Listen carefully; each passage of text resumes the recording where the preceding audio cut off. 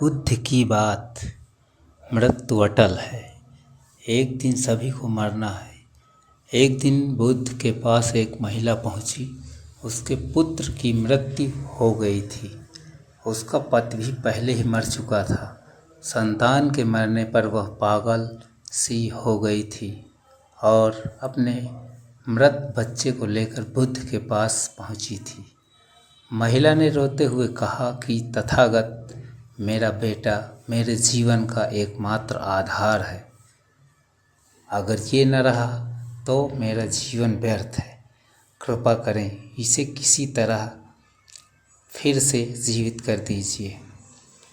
बुद्ध ने कहा कि ठीक है, मैं तुम्हारे बेटे को फिर से जीवित कर दूंगा, लेकिन तुम्हें पहले मेरा एक काम करना होगा।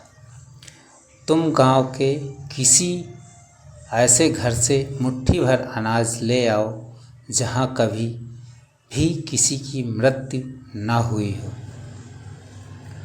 पुत्र के जीवित होने की बात सुनकर महिला खुश हो गई। उसने सोचा कि मैं अभी अनाज लेकर आती हूँ।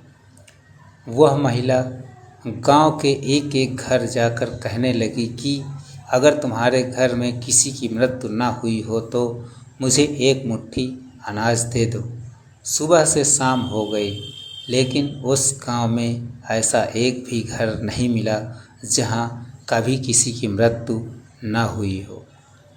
शाम तक महिला को ये समझ आ चुका था कि मृत्यु तो अटल है और इससे कोई बच नहीं सकता। वह बुद्ध के पास लौट आई। बुद्ध ने उस महिला से कहा कि मैंने तुम्हें घर इसलिए भेजा था ताकि तुम्हें मृत्यु की सच्चाई मालूम हो सके।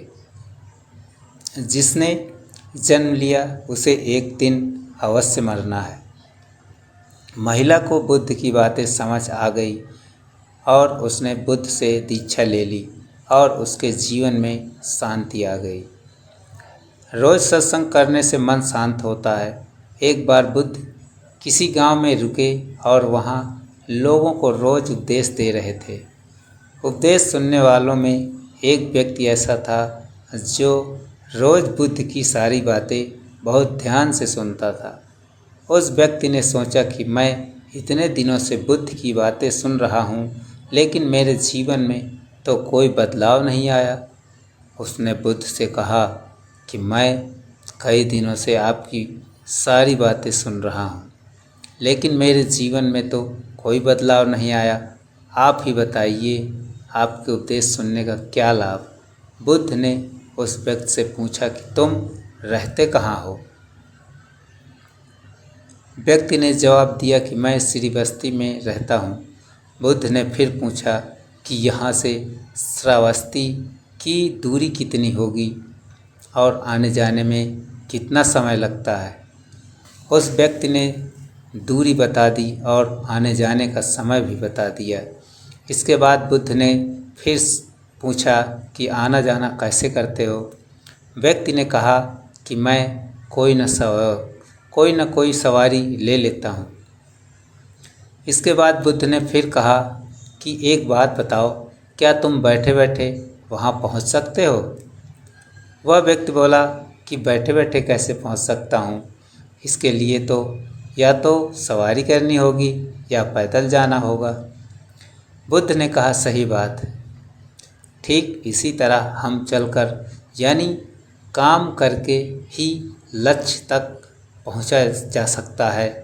लक्ष्य की ओर बढ़ते समय कभी कभी असफलताएं भी मिल जाती हैं, लेकिन हमें निराश नहीं होना चाहिए और आगे बढ़ते रहना चाहिए।